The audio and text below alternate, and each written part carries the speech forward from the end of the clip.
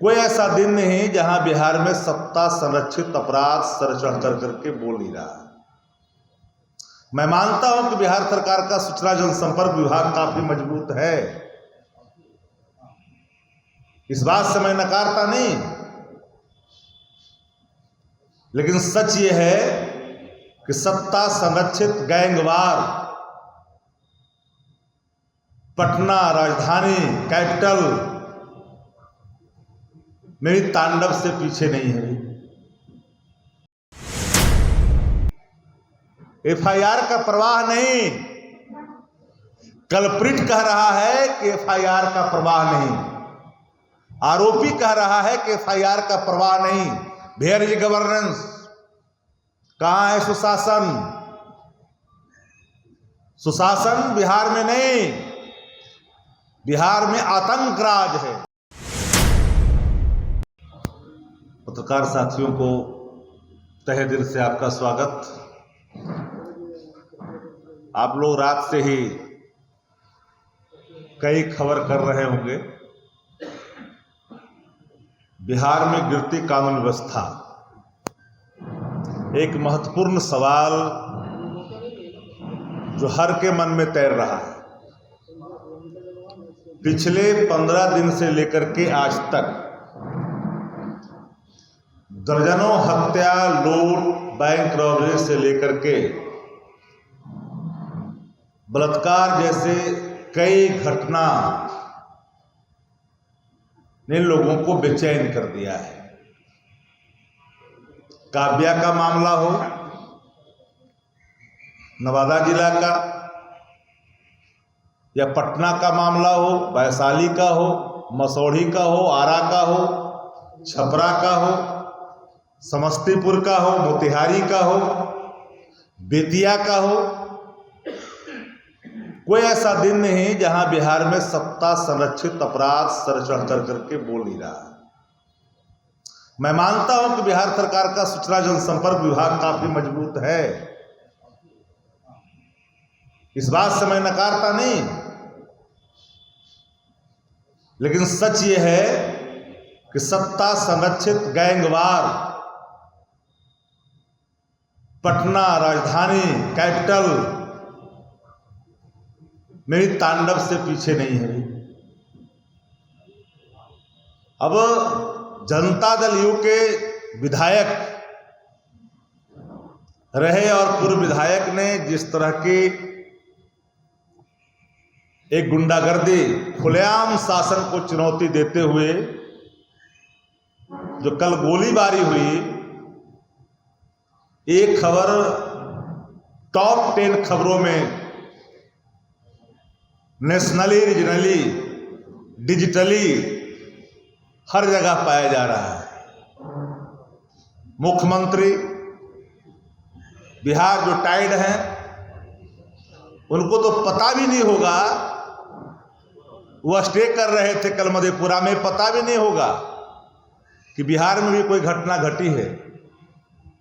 राजधानी से सटे मोकामा के इलाके में भी घटना घटी है। AK-47 का तांडव चल रहा है। घर चढ़ कर करके गोलीबारी हो रही है थाना के महज कुछ ही दूरी पर। और मुझे बेचैन इस बात ने कर दिया, बिहार का हर व्यक्ति इस बात से सहमत होगा कि कहता है कि मुझे परवाह नहीं एफआईआर का। एफआईआर का प्रवाह नहीं, कल्प्रिट कह रहा है कि एफआईआर का प्रवाह नहीं, आरोपी कह रहा है कि एफआईआर का प्रवाह नहीं। Where is governance? कहां है सुशासन? सुशासन बिहार में नहीं, बिहार में आतंक राज है। लेकिन इनके लोग जो अपराध करने वाले लोग हैं, जो अपराध को बढ़ावा देने वाले लोग हैं, सबको आपने Z-22 सुरक्षा दे रखा है।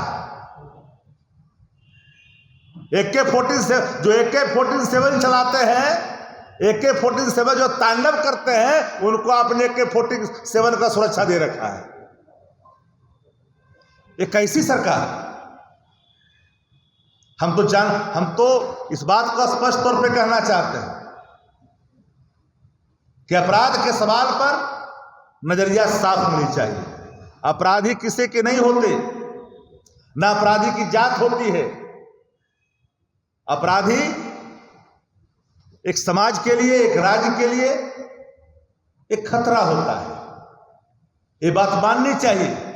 लेकिन जनता दल को इस बात का, भारतीय जनता पार्टी को इस बात का घमंड है कि हमारा सूचना जनसंपर्क विभाग इतना मजबूत है कि हम हर चीज को कवर कर लेंगे। कैसे कवर कर लोगे? जनता के मन में जो बात बैठ गई है उसको कैसे निकाल दोगे? तो आज बिहार में कानून का राज समाप्त हो गया, नहीं है कानून का राज। और मैं आपको पहले ही एक कह देना चाहता हूं, इस पूरे मामले में कोई कार्रवाई भी नहीं होगी, क्योंकि सुप्रीम जो बॉस हैं वो दिल्ली बैठे हुए हैं। दोनों का सुध लेकर करके वो एक बड़ा बॉस दिल्ली बैठा है। दोनों को कहा कि शांत रहो, शासन कुछ नहीं करेगी, हम देख लेंगे। दोनों नच रहे हैं सुपर बॉस के इशारे पर।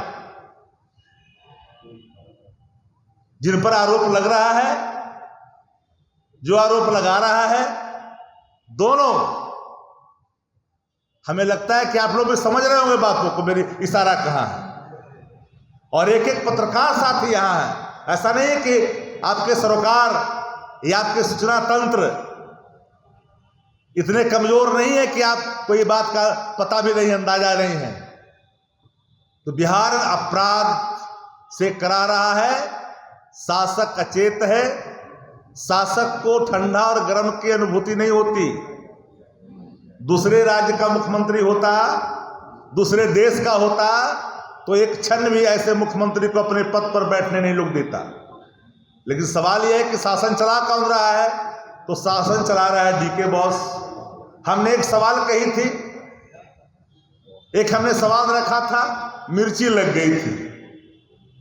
शासक के बारे में हमने कहा था कि जितनी चाबी भरी राम ने उतना चले खिलौना। हमारे शासक इस रूप में चाबी जितनी भरी जाती उतना ही चलते हैं। दो मंत्री सदैव आगे पीछे रहते हैं। उनसे बिहार में कानून व्यवस्था को अच्छा हो ये अनुमान लगाना ठीक नहीं है, वक्त आ चुका है। हम तो सही पत्रकार साथियों से कहना चाहते हैं कि बिहार हित में सबको काम करनी चाहिए और कानून व्यवस्था पर किसी को बकसनी नहीं चाहिए।